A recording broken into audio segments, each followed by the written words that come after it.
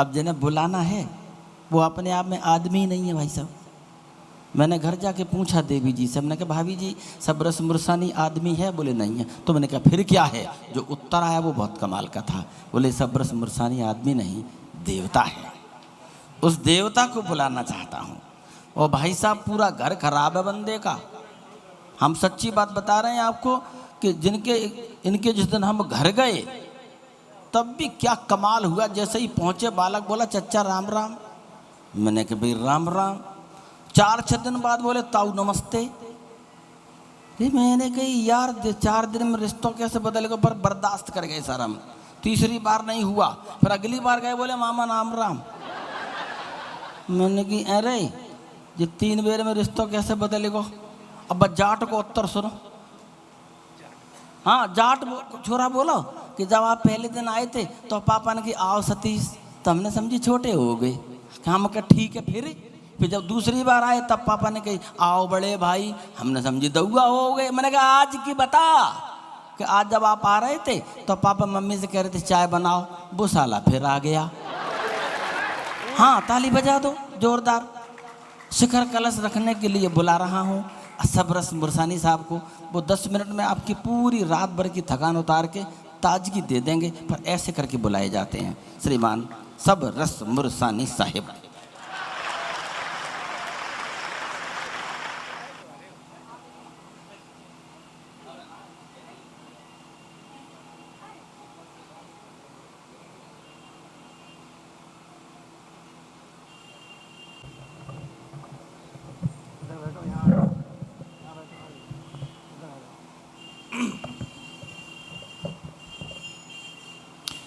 अब क्या आपके कानों में आकर कहूँ की ताली बजाओ?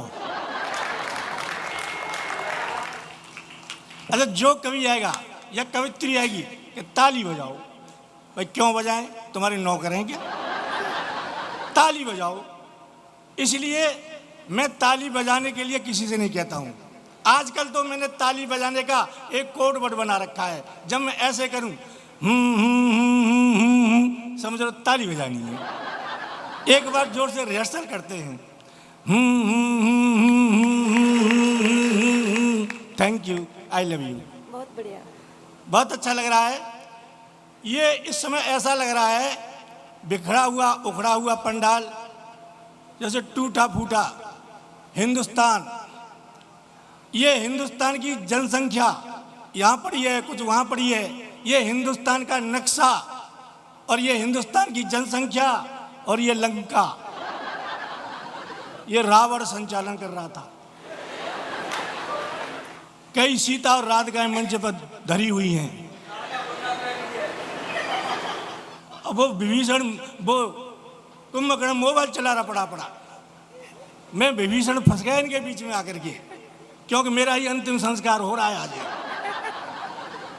मैं खैर चलते चलते सबरस जी, हाँ सबरस जी इधर किधर सबरस जी, हाँ जब मंच पर 12 कवित्रियां हैं, 12 कवित्रियां विराजमान हो और एक लांगुरा फंसा हो इतनी कन्याओं के बीच में, तो फिर लांगुरा को तो हलाल होना ही पड़ता है। नहीं रूबिया देख, जब मैंने कवि सम्मेलन कराया था एक भी कवित्री नहीं बुलाई थी। तब ये रूबिया मुझसे बोली तुमने एक भी कवित्री नहीं बुलाई? मैंने नहीं बुलाई। बोली फिर तो रड़ुआ कवि सम्मेलन है। आज इतनी कवित्री है, एक भी कवि नहीं बुलाया। आज क्या है? तुम ही सोच लो आज क्या है। सबरस जी इसीलिए तो आपको पढ़वाया जा रहा है कि ये रड़ुआ कवित्री सम्मेलन ना रहे। और सबरस जी बहुत ही देश के लाडले कवि हैं, लाफ्टर फेम हैं, कई टीवी चैनलों के माध्यम से पूरे देश में सुने जाते हैं, जिनको पूरा देश हंसने और हंसाने के लिए बुलवाता है। ऐसे हमारे बीच में आदरणीय मेरे बड़े भाई सबरस मुरसानी जी, जिन्होंने अपना कीमती वक्त देकर के इस कार्यक्रम की शोभा बढ़ाई। मैं बहुत बहुत आपका धन्यवाद करती हूँ भैया कि आपने आकर के इस कार्यक्रम में 4 चांद लगा दिए। आकर के मतलब नहीं, इससे पहले मेरा एक शाम देश के नाम उसमें आया था मैं, तो तुमने मुझे जबरदस्ती अपहरण करके यहाँ बैठा लिया। देखो रूबिया का अपहरण हुआ था, हमने सोचा रूबिया का तो बहुत अपहरण हो गया, लेकिन एक जब रूबिया का अपहरण हुआ उसकी रिहाई में 5 आतंकवादियों को छोड़ा गया। तो हमने सोचा कि आज सबरस जी का अपहरण किया जाए, तो फिर इनकी रिहाई में कितने आतंकवादियों को छोड़ा जाए। एक बार जोरदार तालियां बजा करके इनका सम्मान करें। देखो 3 बजने वाले हैं, अब मुर्गी और मुर्गे ही बोलेंगे और कौन बोलेगा। अच्छा मुझे देखिए, भले ही कुर्सियाँ कम हैं, लेकिन मुझे इतना अपने ऊपर विश्वास है, इतना भरोसा है कि तुम सब चले जाओ, ये खाली कुर्सियाँ रह जाएं तो मैं खाली कुर्सियों को भी सुना सकता हूँ। सच में अब तो मेरा 2:30 बजे नंबर आ गया है। एक कब सम्मेलन में मेरा नंबर आया 5 बजे और 2 श्रोता पीछे, केवल 2 श्रोता।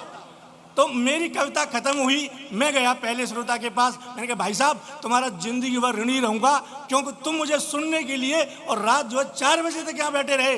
तो वो हाथ जोड़ के बोला भाई साहब ऐसी बात नहीं है। तो मैंने कैसी बात है कि तेरे बाद मेरा नंबर है।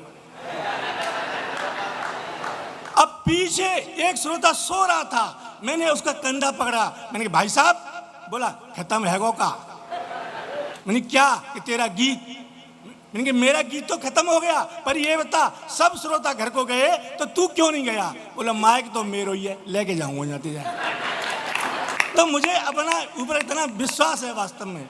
देखें अच्छा, ये कवित्री जो होती हैं ये गजल लिखती हैं। एक बात बता दूं, जो गीत और गजल लिखती हैं इनमें दिमाग नहीं होता है, बिना दिमाग के गजल लिखेंगी। वो एक कवित्री सुना रही थी कि मुझे अपने दिल में बसा ले। वो कोई कमरा थोड़ी, कोई धर्मशाला थोड़ी तो दिल में बसा लेगा तुझे।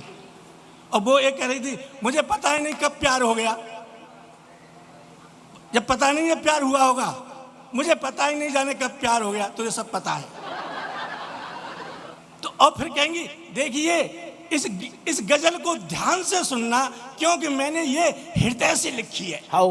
मैंने कहा भैया बहन जी, मैंने कहा फेफड़ों से लिखी है। भाई जो कुछ लिखा है मैंने भी हृदय से लिखा है। देखें मैं 4 लाइन दे रहा हूं। मैं बहुत अच्छा गाता हूं। वो रविंद्र ठेंगुआ बैठे हुए हैं, ये तो मुझे जानते हैं। दादा मैं इतना अच्छा गाता हूं, जब सबसे पहली बार मैंने गीत गाया था मंच पे, पहली बार गीत गाया था, तो मेरे स्वर को सुन के 18 गधे आत्महत्या करके वहीं मर गए कि तू इतना अच्छा क्यों गाता है। जब कॉमेडी सर्कस कपिल शर्मा का हुआ था तो मैंने उसमें 2 एपिसोड किए थे। तो मुझसे वो मेरी एक फिल्म है बड़े पर्दे पर चली, जिद्दी जाट, आपने देखी होगी। अच्छा मैंने तो अपनी पत्नी से यूँ कहा देवी मैं एक फिल्म बना रहा हूँ, तू हीरोइन बनेगी। तो बोली हाँ बन जाऊंगी, तुम्हारी फिल्म में काम क्या करना पड़ेगा। मैंने कुछ नहीं, वो नदी है ना, नदी के ठंडे पानी में 3 घंटे खड़ी रहना और कैमरामैन तेरी शूटिंग करता रहेगा। बोली इतना तो कर लूंगी, पर ये बताओ तुम्हारी फिल्म का नाम क्या है जी? मैंने कहा मेरी फिल्म का नाम है गई भैंस पानी में। शाबाश। गई भैंस पानी में।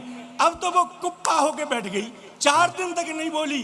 चौथे दिन आई और बोली मैं एक फिल्म बना रही हूँ, तुम हीरो बनोगे। मैंने कहा बनूंगा। हाँ। काम क्या करना पड़ेगा। बोली कुछ नहीं, वो नदी से घर, घर से नदी, नदी से घर, घर से नदी जाना है और कैमरामैन तुम्हारी शूटिंग करेगा। मैंने कहा कर लूंगा, पर ये बता तेरी फिल्म का नाम क्या है। बोली धोबी का कुत्ता घर का ना घाट का।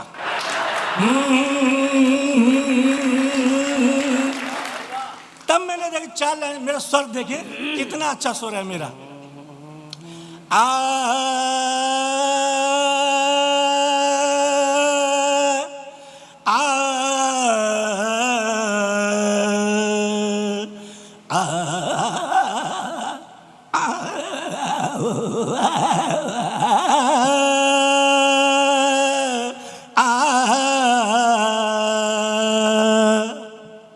सुने,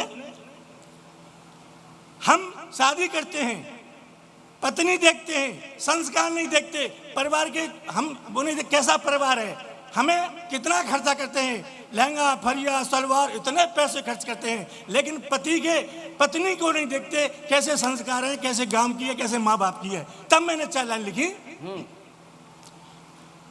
मनुहारों पे धन फूंक दिया, मनुहारों पे धन फूंक दिया, जुल्फों में खुद को फंसाया है। तब कहीं जाकर ये ब्याह मैंने हाँ, तेरे संग रचाया है। शादी जो करी तुझ जैसी से कितना अकल का कच्चा था। शादी जो करी तुझ जैसी से कितना अकल का कच्चा था। अब समझा फेरे लगा करके तुझसे तो रड़ुआई अच्छा था। अब समझा फेरे लगा करके तुझसे तो रड़ुआई अच्छा था। ओ पत्नी मेरी क्यों जुल्म करे, तेरा खसम तो घिसता रहता है। ओ पत्नी मेरी क्यों जुल्म करे, तेरा खसम तो घिसता रहता है। तेरे बेलन की इस चक्की में ये हरदम पिसता रहता है। तेरे बेलन की इस चक्की में ये हरदम पिसता रहता है। तेरी चप्पल से पिट जाऊँ, तेरी सैंडल से मिट जाऊँ। तेरी चप्पल से पिट जाऊँ, तेरी सैंडल से मिट जाऊँ। मत इतना मुझको मार तू। ओ, ओ,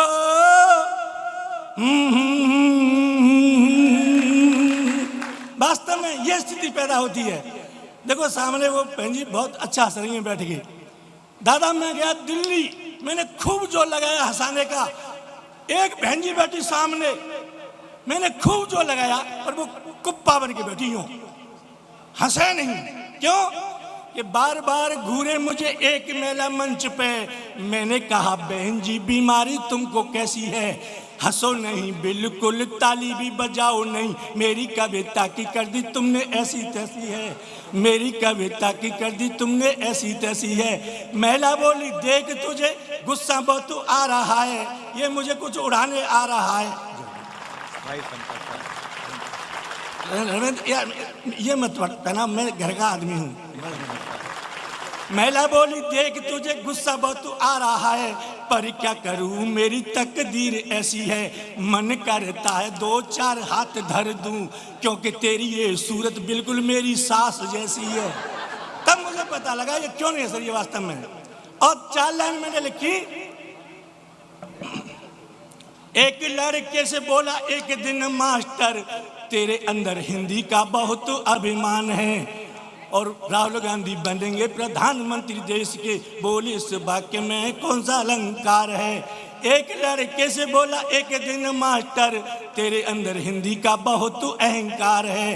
राहुल गांधी बनेंगे प्रधानमंत्री देश के। बोल इस वाक्य में कौन सा अलंकार है? मैंने कहा गुरुजी इतना भी जानो नहीं, जिसने पढ़ाया तुम्हें उसको धिक्कार है। और राहुल गांधी बनेंगे प्रधानमंत्री देश के, इसमें तो सीधा असंभव अलंकार है। इसमें तो सीधा असंभव अलंकार है।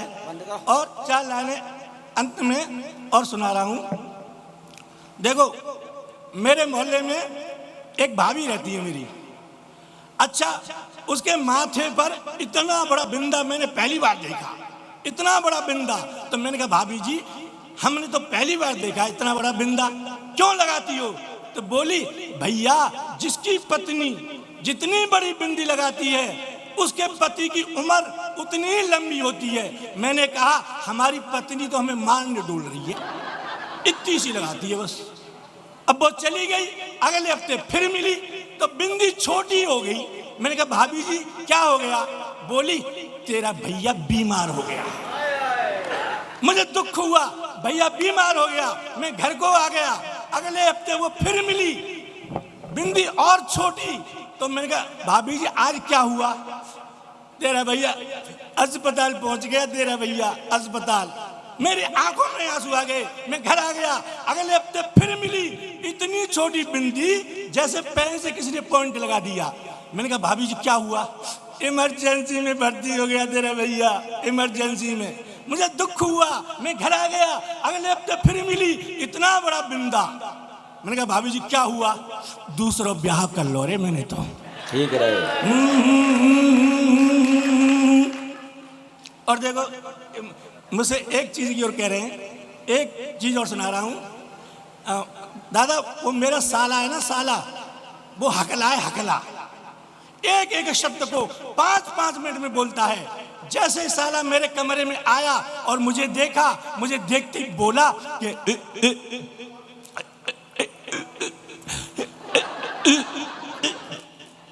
मैंने कहा हो गई राम राम, बैठ बैठ बैठ बैठ। 5 मिनट में अगला राम राम नहीं कर पाया। मैंने कहा देख बच्चे स्कूल गए, तेरे लिए खाना बनवाऊंगा, ये 100 रुपए ले, तू सब्जी लेके आ। अब वो बाजार में सब्जी खरीद रहा था, वहां एक सिपाही आ गया। अब वो सिपाही भी हकला, वो हाथरस का सिपाही नहीं था, वो मथुरा का होगा शायद। अब वो सिपाही भी हकला। हकले सिपाही ने मेरे साले से टाइम पूछा, ए टाइम क्या हुआ है? तो मेरा साला बोला पता नहीं है। सिपाही बोला मेरी नकल कर रहा, नकल। मेरा साला बोला तू ही कर रहा है। सिपाही बोला थाने चल। और मेरे साले को सिपाही थाने में ले गया। दरोगा जी से सिपाही बोला दरोगा जी नकल कर रहा है मेरी। मेरा साला बोला कर रहा है। अब दरोगा जी को आया गुस्सा, दरोगा जी ने डंडा उठाया और दरोगा जी बोले दोनों अंदर चलो, दोनों अंदर चलो। अब शाम को लौट के घर आया तो मैंने कहा सच सच बता तू कहाँ जा रहा है? बोला इंटरव्यू देने जा रहा हूँ। मैंने कहा किसका इंटरव्यू देने जा रहा है? बोला रेलवे में। मैंने कहा रेलवे में किसका इंटरव्यू देगा? बोला अनाउंसमेंट करूंगा। ओ मैंने कहा हकले तू अनाउंसमेंट करेगा रेलवे में? कर लेगा? हाँ, कर लूंगा। मैंने एक वाक्य बोल और तू पास। बोला पूछ। मैंने कहा बोल। पवन एक्सप्रेस प्लेटफार्म नंबर 1 पर आ रही है, तू बोल के दिखा दे और पास। तो वो कह रहा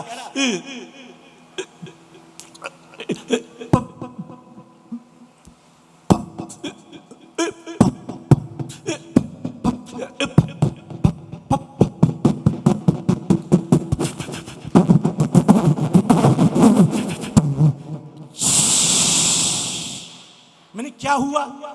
गई।